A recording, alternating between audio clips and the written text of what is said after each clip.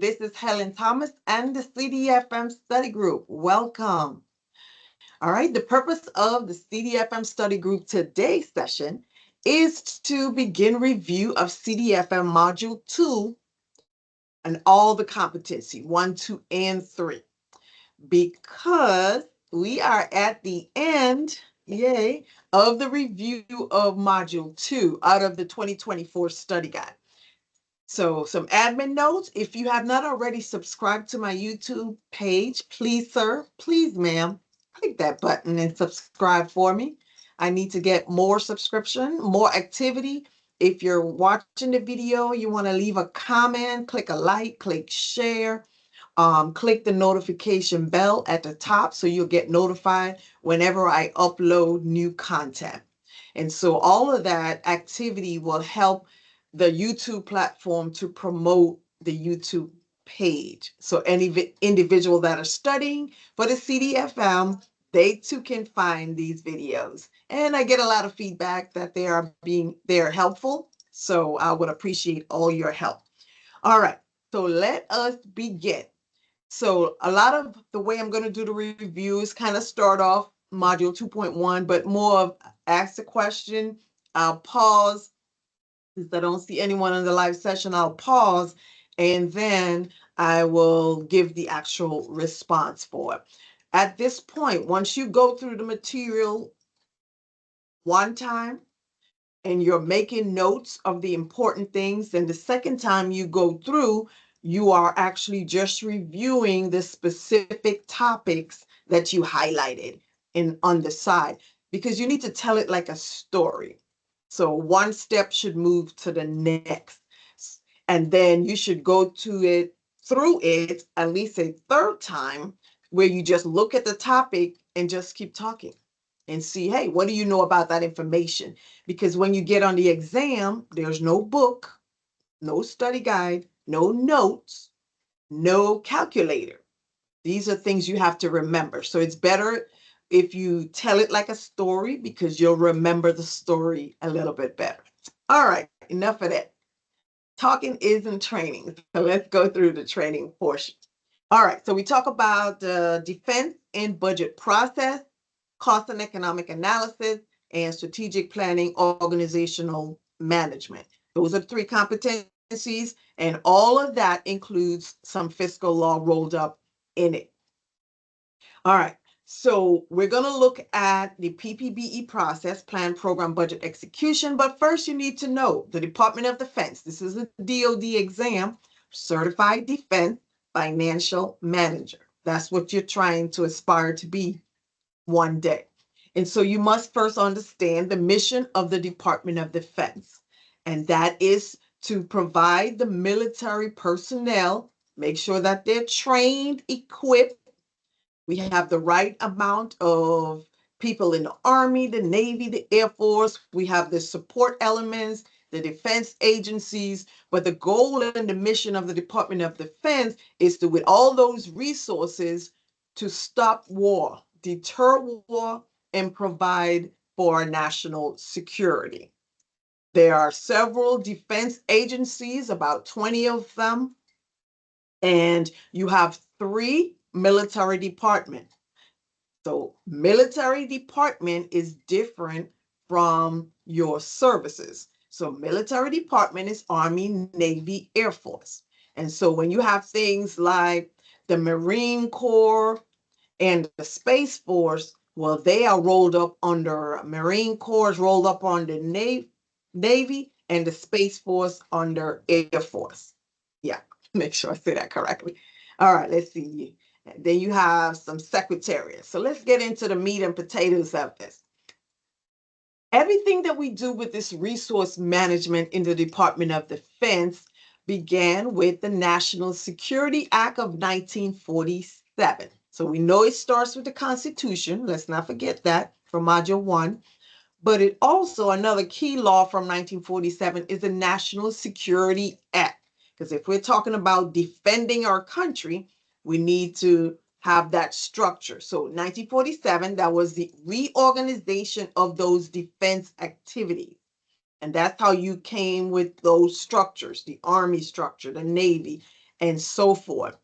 And then later on, we develop a Secretary of Defense, a chairman of the Joint Chiefs of Staff and Joint Chiefs of Staff.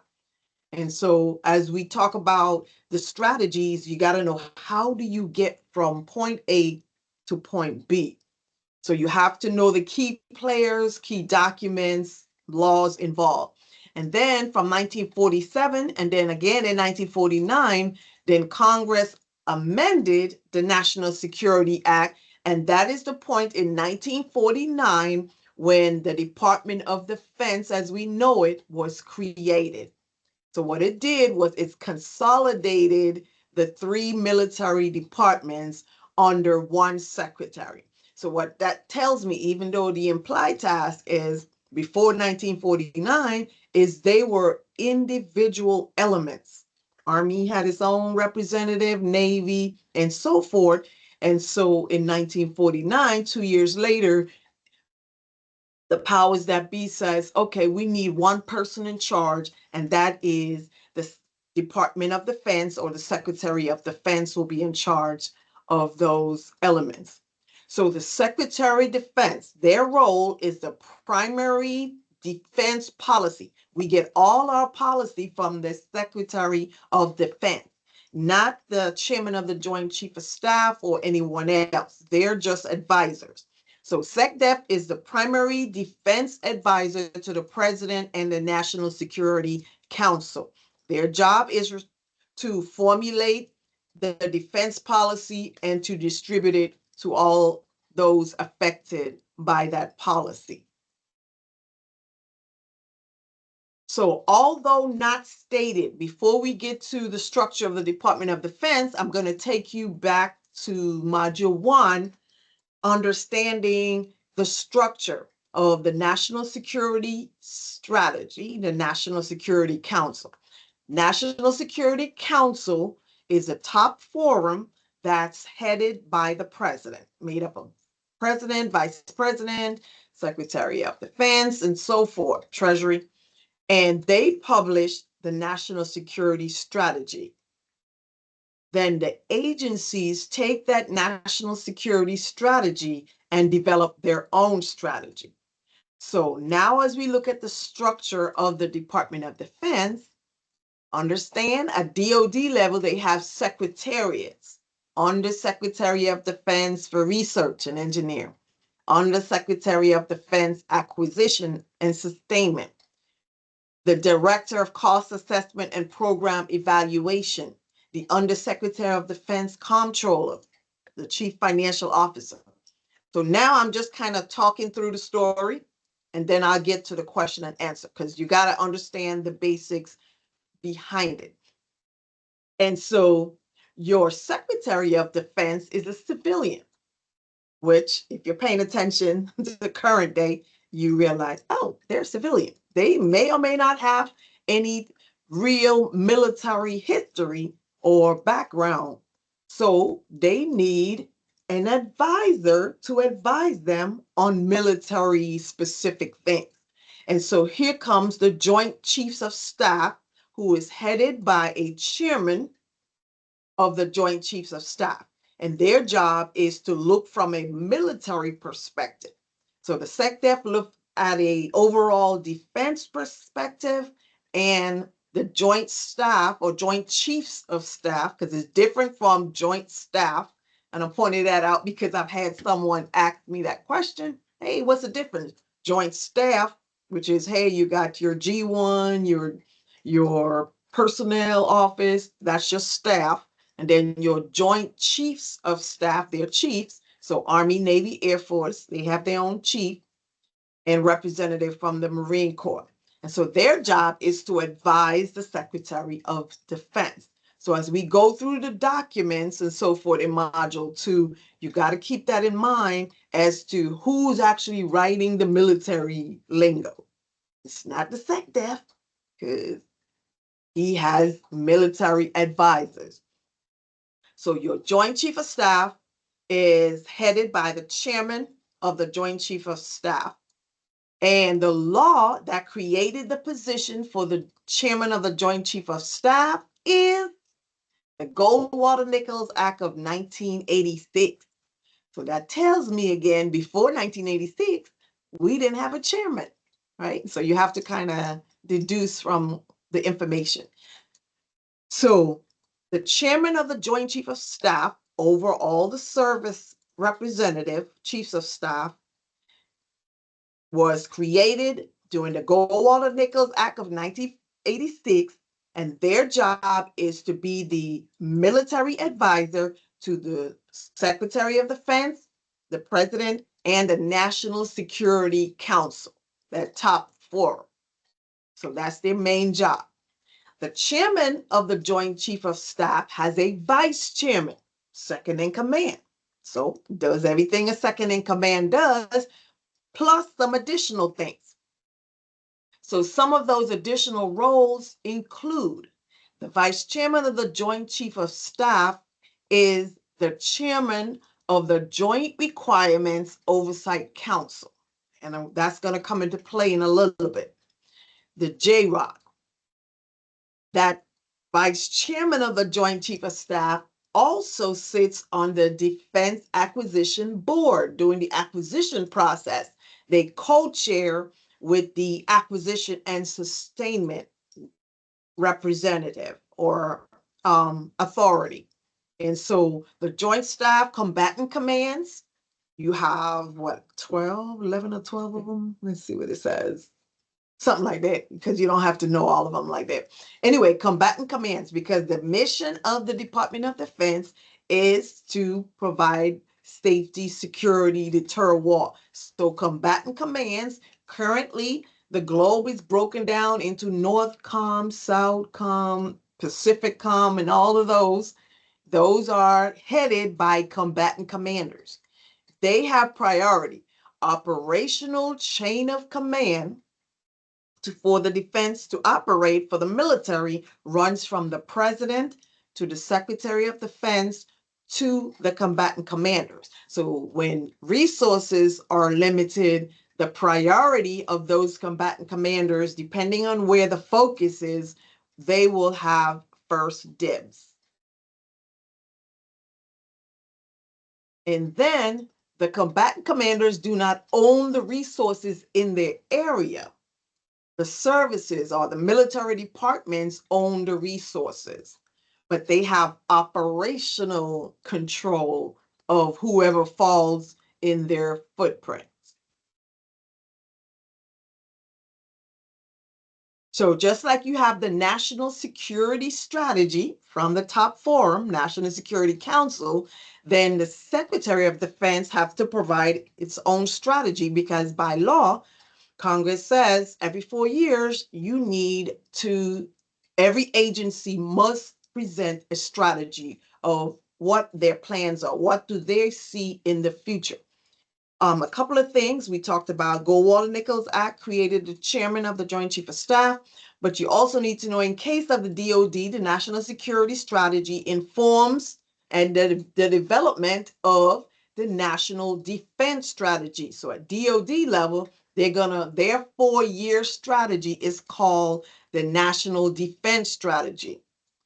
The older name, and I'm giving you this because it's also in the new book, which tells me you may see it somewhere else. It's either going to be National Defense Strategy or Quadrennial Defense Review, 4-year strategy. That was the older name, the QDR. Now it's called the National Defense Strategy. So that's repetitive. So national security strategy, the standing members. All right, so let's go specific now. The standing members on the national security strategy up here is the president, vice president, secretary of defense, secretary of state, secretary of energy, and secretary of the treasury. We need the money people there. And then you have advisors, which is the chairman of the Joint Chief of Staff and the director of national intelligence. Then you can have other standing members. Standing mean as necessary, they will come on board and they will join the National Security Council. So part of developing the National Defense Strategy, remember, that the policy comes from the SecDef. That's the 4-year strategy. However, the SecDef does not write everything, just like wherever you are, your boss doesn't write everything. You may have to give an input, you get input from everybody to develop this one document. But the intent of the National Defense Strategy is to ensure that it aligns and meets whatever that big op order national security strategy says that defense is supposed to accomplish. We need to make sure everything is aligned. So that's the purpose also of the vice chairman of the Joint Chief of Staff being on these boards and forum to ensure that everything stays within those guidelines, because it's easy to get turn left and turn right and head in a different direction. So a part of the National Defense Strategy development is the development of a document called the National Military Strategy. So understand, although the policy guidance comes from the SecDef, the National Military Strategy is developed by the chairman of the Joint Chiefs of Staff. The Joint Chief of Staff chairman gives it to the SecDef for inclusion in the National Defense Strategy. So all I'm doing is flipping through the pages and telling the story, because I already highlighted what I thought was important on those pages. All right, so now we have a strategy. We got the big op order, which is the NSF. We have the DOD's op order, which is the National Defense Strategy. Now we got to figure out how we're going to accomplish the mission of the Department of Defense, whatever it says we're needing to do. So in order to do that, the Department of Defense has 3 DOD support systems. What are they? What are the 3 DOD support systems? They are, and learn them in this order, and then I'll explain why. JCIDS, Joint Capabilities Integration and Development System. Do not just learn the acronyms, because they might trip you up and have the acronyms written out, and you'll be like, which one is it? All right, so JCIDS, which is controlled by the Vice Chairman of the Joint Chief of Staff and the JROC. PPBE, which is controlled by the Deputy SecDef. And then the third system is a defense acquisition system. So once the strategy is developed, now we need to know, can we get it done? Do we have the resources in place? And so in the JCIDS process, the first system, the Vice Chairman of the Joint Chief of Staff and the JROC is made up of joint personnel from different services. They represent the warfighter. So they're going to do an analytical study to determine, okay, this is the strategy. This is what we need to do. These are our resources. What are our capability gaps? What are we missing in our resources? And so they, through that process of looking at the resources and what we need to get accomplished, then the JROC would then determine, oh, we have a capability gap in manpower, personnel, or education. What they're looking at when they're analyzing is an acronym called DOT-MLPF, DOT-MLPF, Doctrine, Organization, Training. You just Google it, TRADOC.MLPF. Because, excuse me, as I have one of those sensitive lights, so I got to move around. All right, so because they're looking at the doctrine to see, is there a capability gap in doctrine? Is it the organizational structure? Is it equipment? Is it material? What is that capability gap? And oh, by the way, the JROC would then provide a recommendation to fill that gap. So they publish on that, on a document, and then submit it. So if the result to fill the capability gap is anything other than material, EL, it triggers the PPBE process, plan, program, budget, execution. If it's a material requirement to fill it, it's going to trigger the acquisition, because that means material is equipment. So it's aircraft, it's a vehicle, it's a travel system.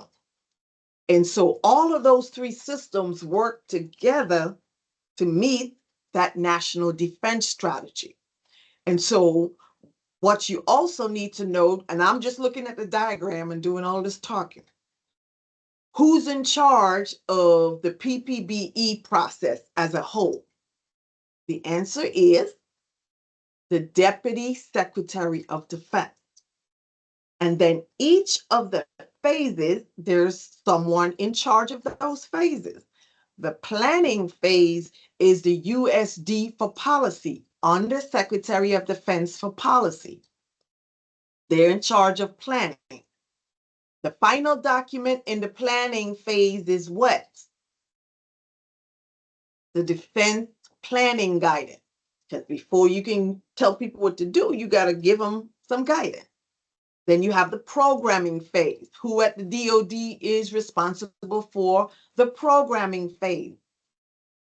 That is the DCAPE, Director of Cost Assessment and Program Evaluation. So anything to do with programming, to do with cost analysis, cost benefit analysis, that's your DCAPE.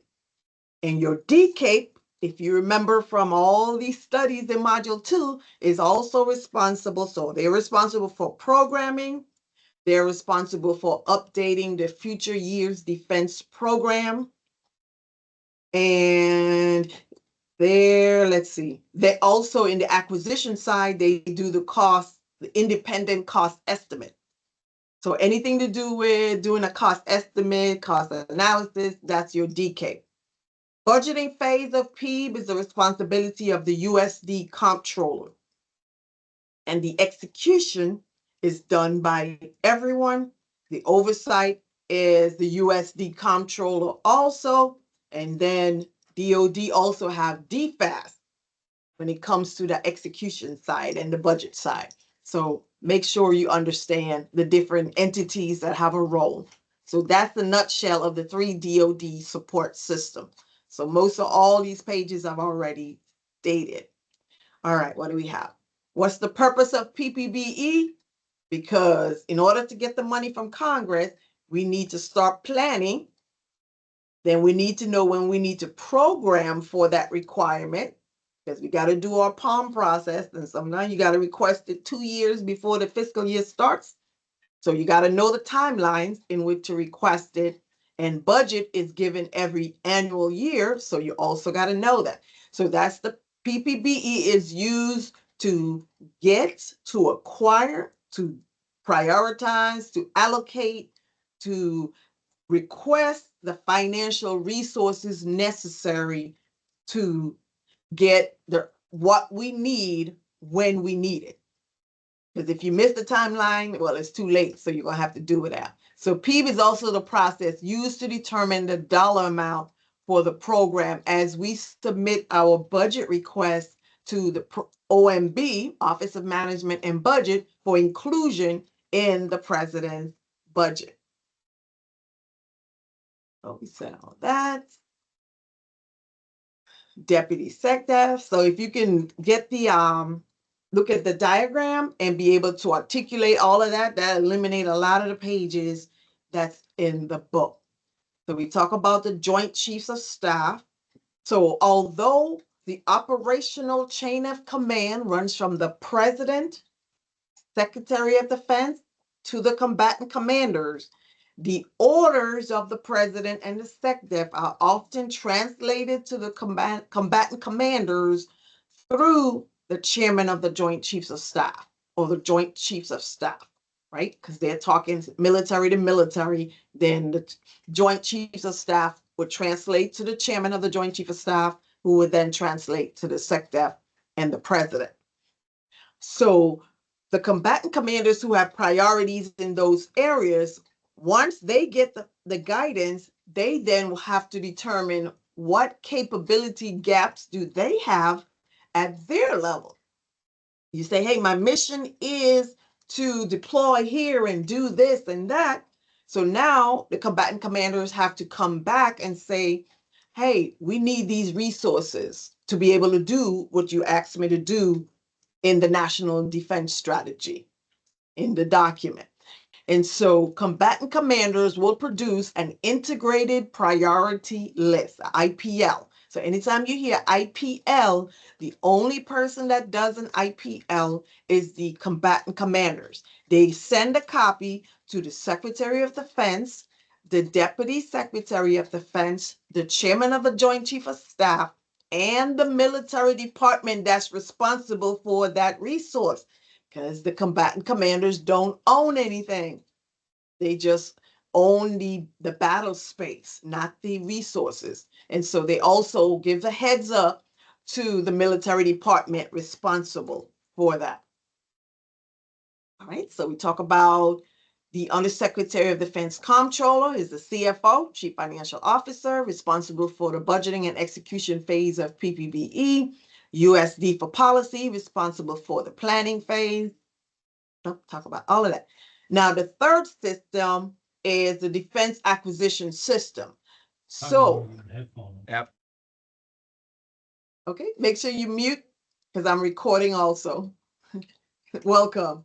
All right. And so in the acquisition system, when you after the JCIDS process is completed and they identify the capability gap, looking at .MLPF, the acronym, doctrine, organization, training, material, and so forth. If the requirement is for a material solution to fix the problem, it's going to trigger the acquisition system, which is the third system.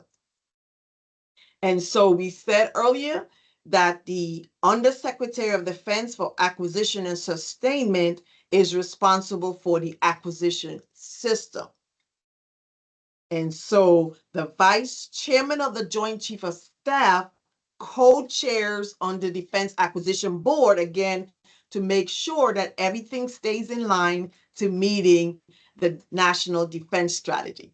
So welcome, Mr. Michael. If you have any questions, feel free. As I'm going through Module 2, I just kind of started some of the review. Please be reminded that this is being recorded and this will be the video that's uploaded later. So if you want to talk after, that's fine too. I believe you're just doing an overall review today. What page are we on? Do you have the 2024 book? 2025, ma'am. Okay. Well, yeah, the newest book should be dated 2024, I think, right? I'm not sure, but Yeah. whatever's most recent from The management. newer, right. Okay. Let's see. Page 37. And so I'm just talking it like a story. So all I'm doing now is going through and I'm just running through the pages and telling the story, what's going on. And that's how when you study from especially module 2, because it is the hardest, because it has a lot more information, you have to tell it like a story because it's easier for us to recall if you know the story versus trying to just memorize.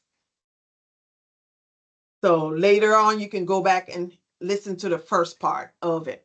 And so on page 38, to get you caught up, it should be the planning phase. Yes, ma'am. Okay.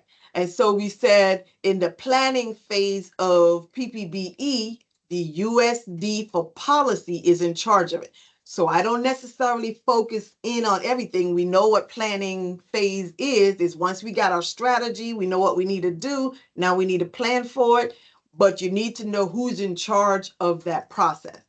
And so that's what I'm pointing out. And so if you go down to page 39, it talks again about integrated priority list.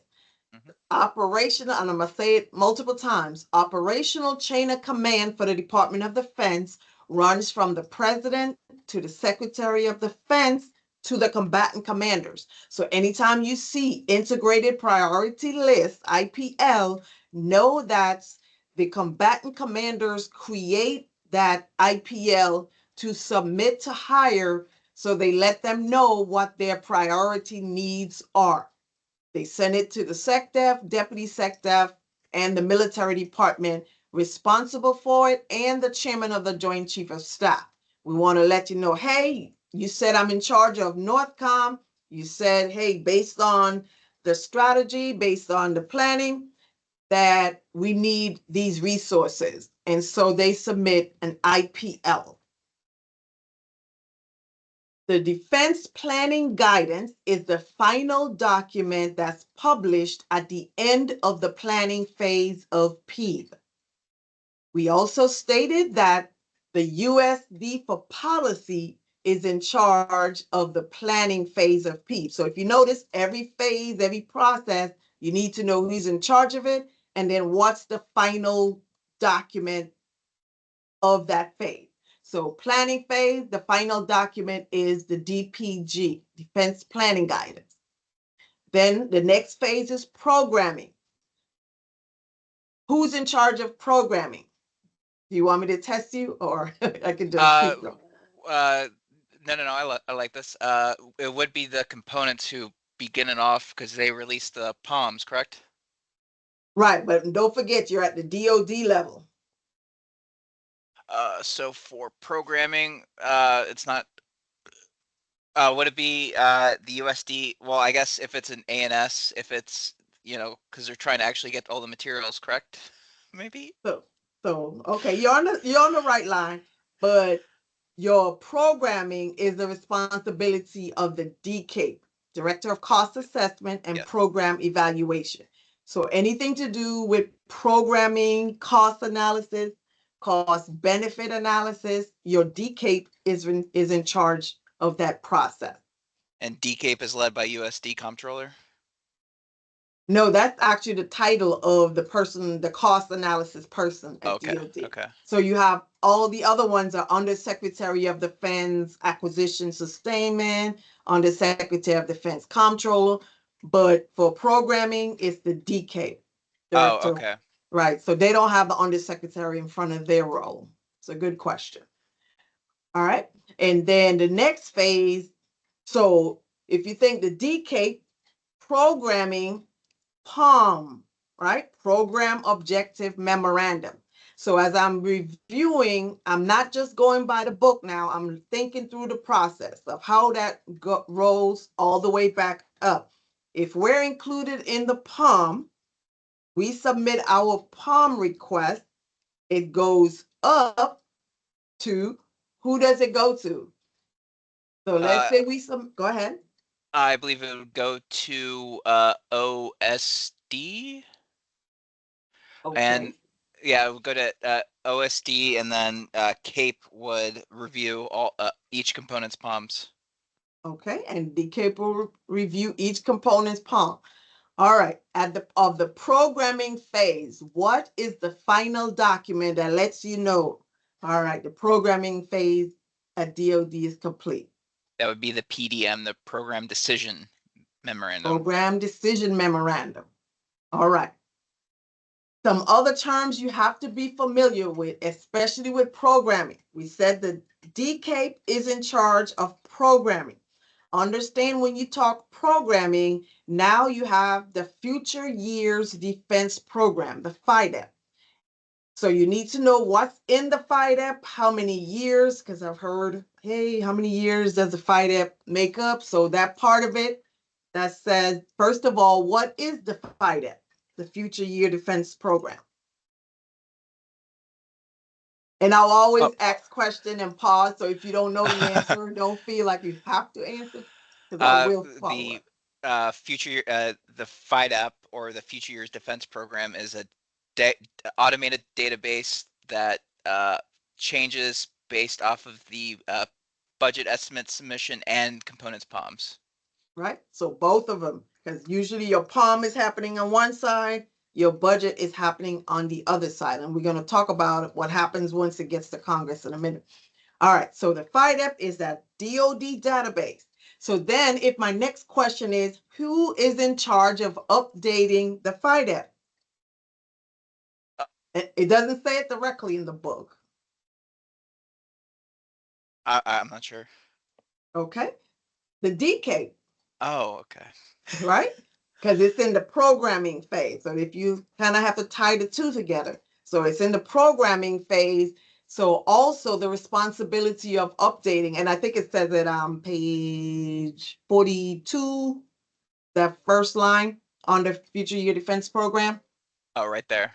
Right? Yep, I see it. Thank you. So, but if you just think about which phase you're in, whoever's in charge of that phase is in charge of updating that database or that system. All right. And so the FIDUP is updating as they go through the different stages of plan, program. And then on the budget side, who at the DOD is in charge of the budget? I believe that would be the USD comptroller. All right. So USD comptroller is in charge of the budget and execution phase of PPBE. What is the final document on the budgeting phase? Uh, the budget estimate submission. Right. Is it though? Is the The budget estimate submission is the document that's just oh like your POM? the PBDs, the program budget decision. Okay, that's what I was looking for. And so, right, so you got the POM and the BEST. Those are the processes, the documents that are working, going up through. But then you have a final, hey, this is the final for the POM, and this is the final when OMB says, okay, we're not taking any more inputs. This is the final we're submitting to Congress. And understand that the chairman of the Joint Chief of Staff, because they are the top military advisors and the Joint Staff, they provide their recommendation, they provide their decision once they review our POM. So even though it goes to, let's say, the DK for the POM, the Joint Staff will also review it. All right, so at a point in time during the fall review, the Office of Management and Budget, which works for whom? Who does OMB work for? Executive branch, the president. Okay, so the executive branch or the president. I like how you did that because they can either use either word for the same thing. All right. And so they review budget line item. They go line by line with the USD comptroller representative as they're reviewing the budget. And so at the end of the fall review, when OMB has made their final decision, what is the final document at the end of that OMB fall review? And I'm not sure if I asked that question correctly. So we know on the DOD side, it's called the program budget decision. But then once they submit that program budget decision to OMB, OMB is not necessarily going to just take what DOD gives them. OMB is going to sit down. They got to be like, yay, nay. And at some point in the future, OMB will make a final decision and says, this is what we're submitting for DOD, for the defense in the president's budget. So when OMB makes that final decision, it's called the OMB Pass back. the Yeah. pass Okay. back document. Yes, sir. So that's why I say tell it like a story, but easier to Okay. remember. All right. So I'm going to take it the extra step because what I tell people is just because it's not in the book that's in front of you doesn't mean it won't be asked or it can't be asked because everything you studied in module 1 and 3 can also be found and they all overlap at some point. So what you also have to think, okay, once OMB and the president submits the budget to Congress, what's the deadline for them to submit the budget to Congress?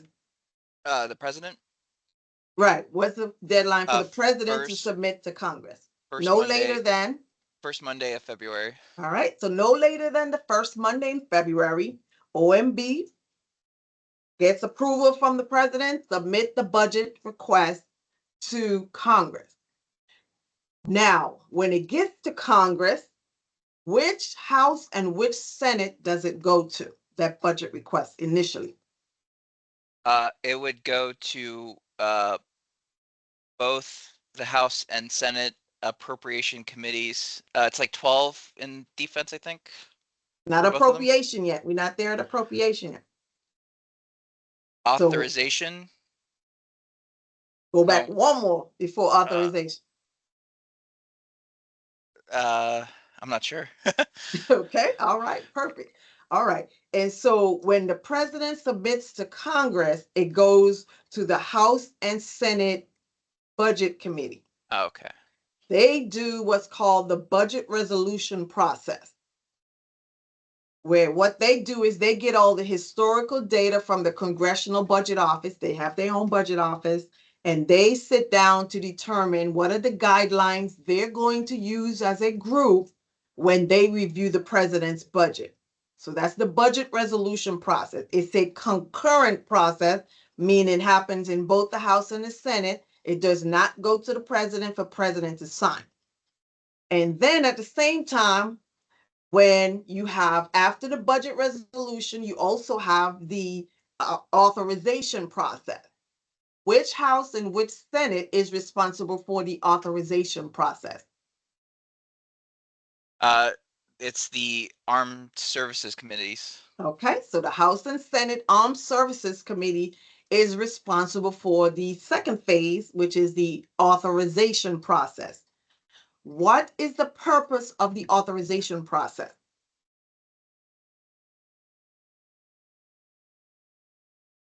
Uh, it What are they, allows. what's the end result? What are they approving in the authorization process? It's appropriations.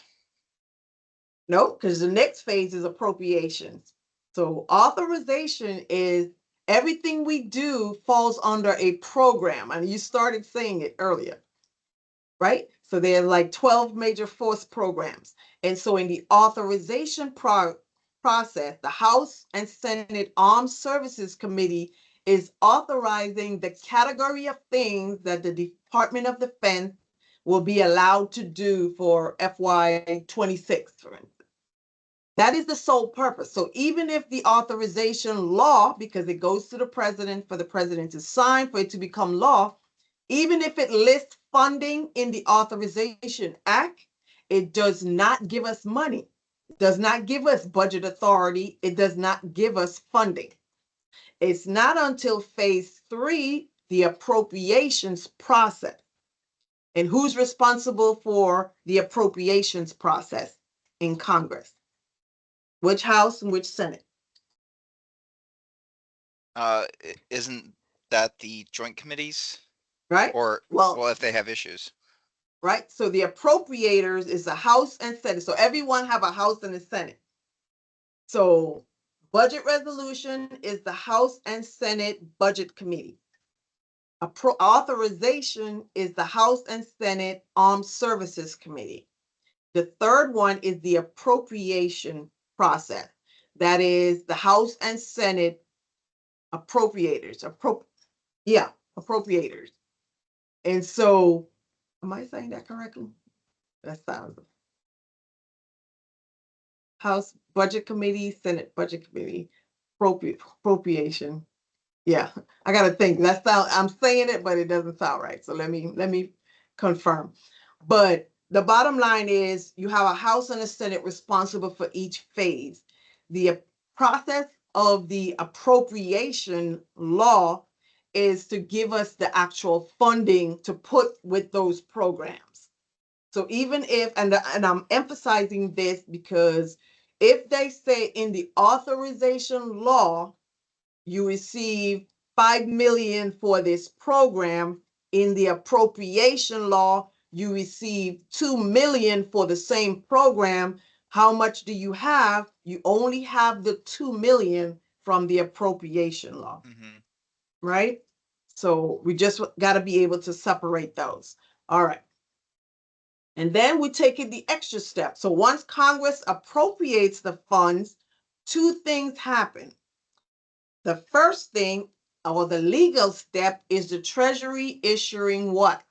What does the Treasury issue? Treasury warrant. The Treasury warrant. So that's basically the notification, because according to the Constitution, it says no money can come out the Treasury unless we have an appropriation law. So once the appropriation law is in effect, the Treasury sets up the account, whatever they need to do, they issue the Treasury warrant. The second step is OMB begins the apportionment process. And I'm recapping all of this because it's in module 1 and 3, and all of this ties in together. So, so it's not on any of the pages directly in front of us. All right. And so the apportionment process begins when Congress appropriate. The agencies such as DOD would submit an SF 132 apportionment request to OMB and says, I need my apportionment. Then OMB has 30 days to issue the apportionment. And I'm emphasizing the terms because have you done module 1 already? Yeah, yes, ma'am. I've completed module 1 and 3, And so 3? 2 is my Okay. last So one. you've heard these terms before. Yes, ma'am. So you have appropriation, apportionment, allotment. Once the agencies get their apportionment, then they issue allotments to their subordinates. And everyone commits and obligates and outlays the fund. What is the definition of outlay? Not Uh, disbursement, outlay. it's uh, yeah, not disbursement, but it's basically spending cash. It's a check. It's Mm-hmm. how you're moving the funds from your agency, from the treasury to the contract holder, I think. Mm-hmm. Yeah. Okay. And so the formal term is when the funds are removed from the treasury to liquidate an obligation, that is an outlay. So that's the formal definition. All right. So let's see if I can find my answer. House and Senate Armed Services. Okay. Yes, House and Senate Appropriations Committee. Oh, it is correct. Okay. So House and Senate Budget Committee in charge of the budget resolution process. Then phase 2, House and Senate Armed Services Committee in charge of the authorization. Oh, and let me point out, if authorization process is to approve programs, then understand what feeds into that authorization process is the palm, all the palms that we do. And we got to do palm 27 XYZ. The purpose of the palm also is to request programs, right? We Mm-hmm. got certain programs we want to do, and so we do the palm. The palm feeds into the authorization process, and the budget estimate submission that we started with down here feeds into the appropriations process. So you kind of see how that ties in together, right? Mm-hmm. Okay. All right, let's see. And let's say Congress does not appropriate the funding by 1 October for that new fiscal year, what happens?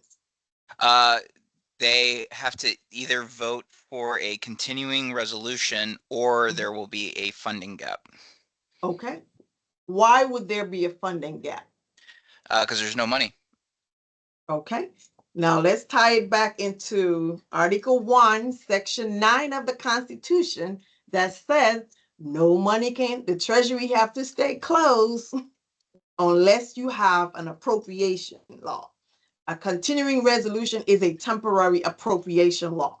And so it ties into you don't have any money because the Constitution says you have to have an appropriation law. All right, so let's say we're operating under continuing resolution. What are some of the restrictions under the CR? Which this year is a perfect year because we're feeling it right now, right? The CR says I gotta operate under the same level rate of operation as I did the previous fiscal year. It also says under CR, no new starts. So no new great idea contracts. We're just continuing with that current rate. Or else, like you said, we'll have a lapse in appropriation. What is sequestration? We hear Uh, that term quite often. it's they are automatic federal spending cuts based off of similar contracts previous performance.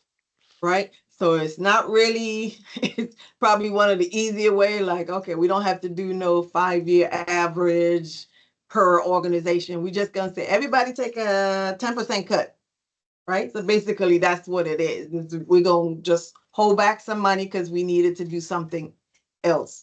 And that is based off of let's see, the automatic spending cuts or the sequestration came out of the Balanced Budget and Emergency Deficit Control Act of 1985. And that is on page 62, paragraph 274.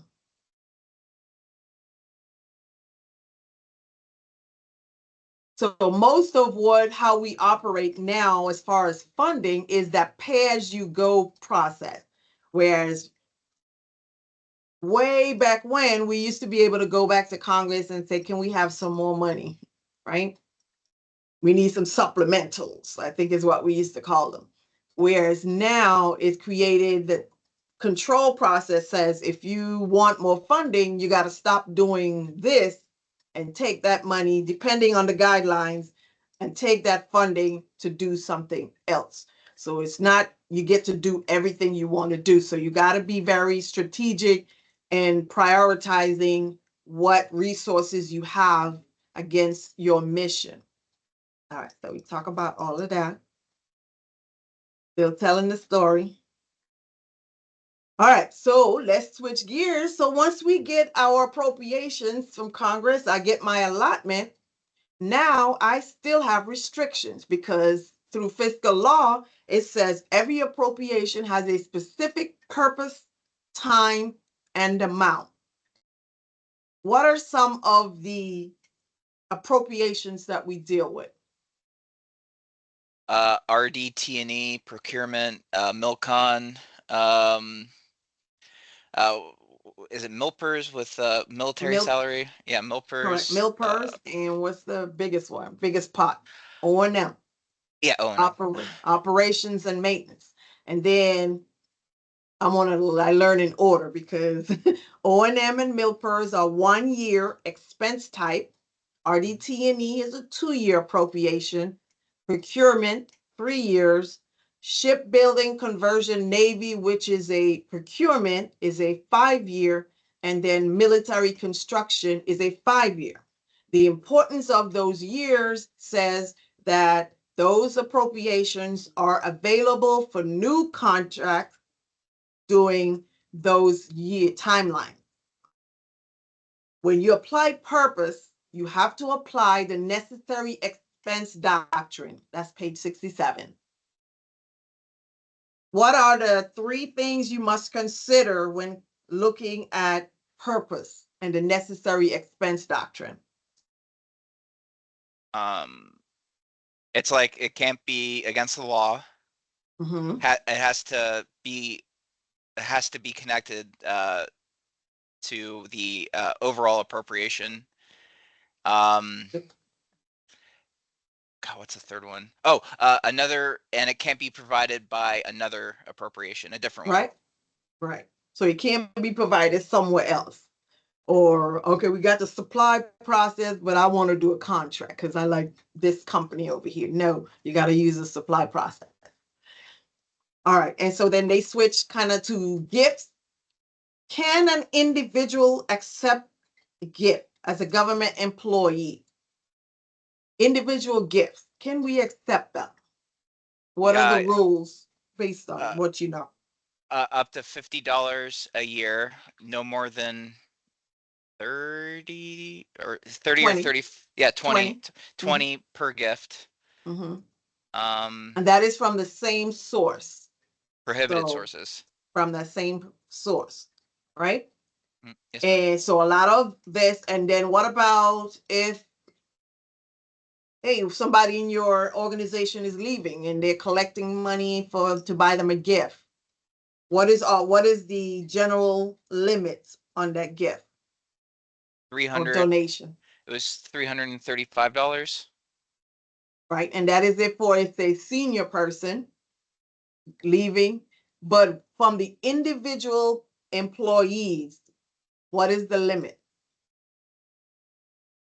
And Uh, I think this one is more in module. Well, the older book way had the fiscal law section, but it's $10. okay. So even though some of us choose to take this little extra cover, but ethically they can't. First of all, it's voluntary, but the $10 limit. And for the fiscal law purposes, it looks at subordinate buying or donating towards a superior or supervisor or director. So it's the junior person giving money, $10 limit. I don't see anything reversed the other way. So I don't know if it means supervisors can give more for their employees or not. Okay, got it. Thank you. All right. What about food? Can we pay for food with appropriated funds? Can I buy food legally with Only if appropriate? it's directly as a result of a training or required ceremony where food is either incidental and it's required for attendance. Right? Outstanding.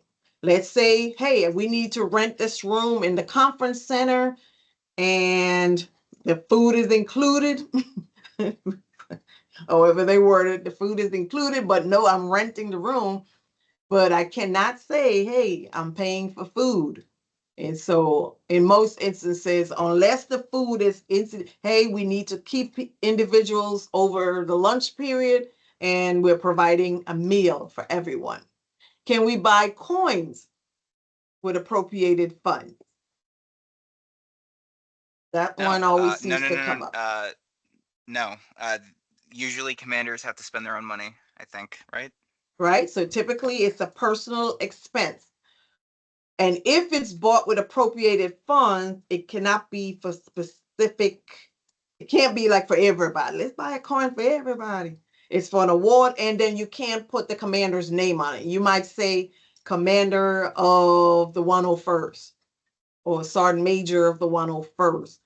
But it's, yeah, so it's very tricky dealing with that because usually it is a personal expense, personal or primary or personal benefit.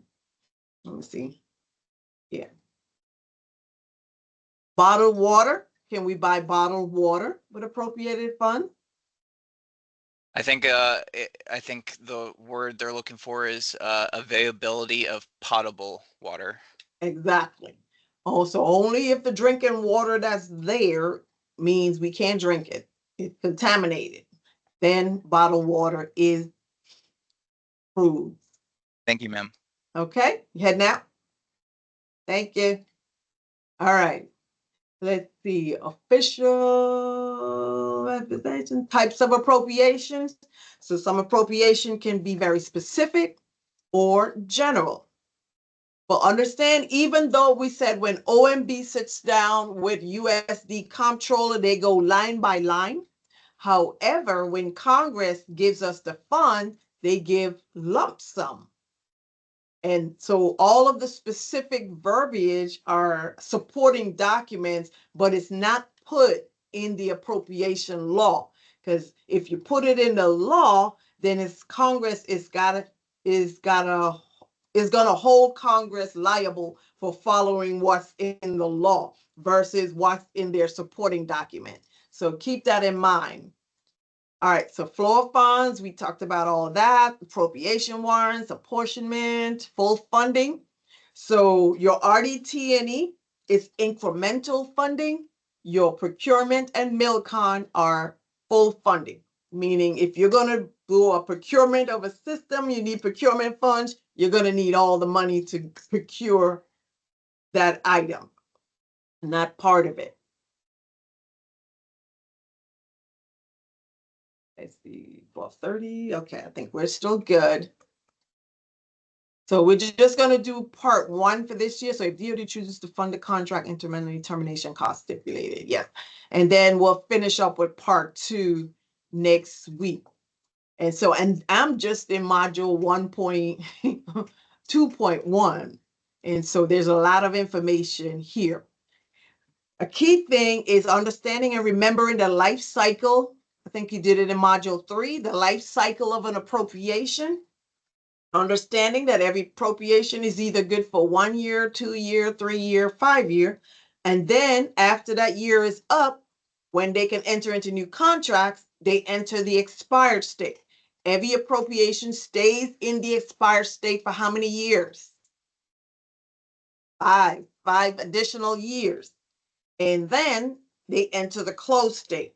Now you will use that knowledge if they say today is, let's see, today is November the 12th, 2012. You just received RDT&E funding. When will these funds be closed? I repeat, today is November the 12th, 2012. You just received RDT&E funding. When will these funds be closed? So what you would first need to determine is what fiscal year you are starting with. So you need to know that November the 12th, 2012 is fiscal year 13.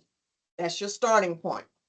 The fiscal year starts 1 October to 30 September. So November 12th, 2012 is fiscal year 13. So I'm starting with 13.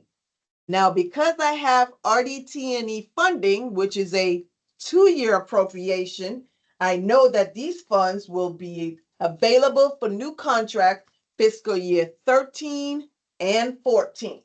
So from 13 to 14, it's available. Then once 14 is done, it stays in the expired state for 5 years. So my expired state will start FY 15, 16, 17, 18, 19. So from FY 15 to 19, these funds are expired, meaning that the only thing I can do with these funds is make adjustments, upward or downward adjustments to what's already in the system.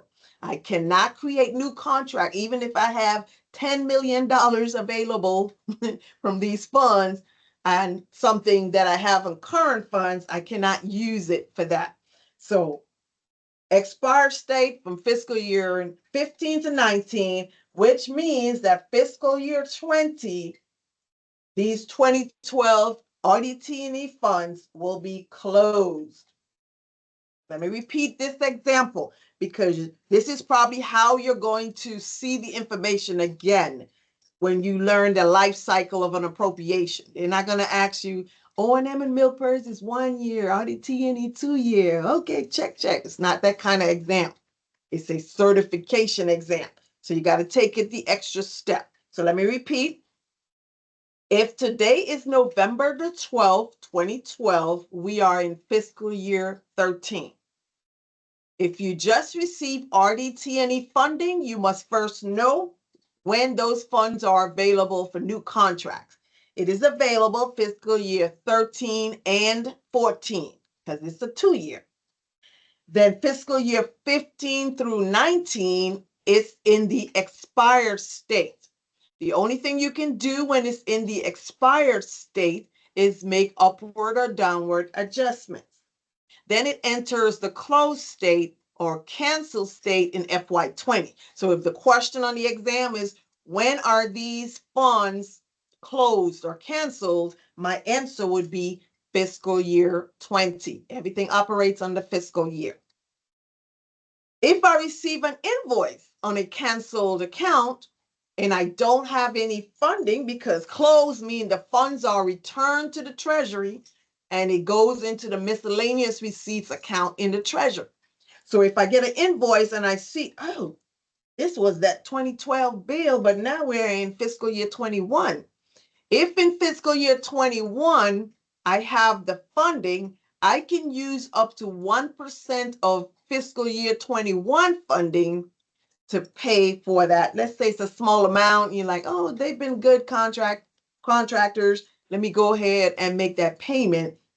And so that will be our answer, fiscal year 20. All right, so I think that takes care of all of that. And so I'm going to stop here for today. So this will conclude the phase 1 review of CDFM module 2. And then we'll pick up next week with part 2, where I'll continue the process of telling the story. All right, this is Helen Thomas and the CDFM Study Group. If you have not subscribed to our YouTube page, please, sir, please, ma'am, please subscribe to my YouTube page. Thank you. All right. I will see you guys again next time when we review CDFM Module 2. Thank you for stopping by.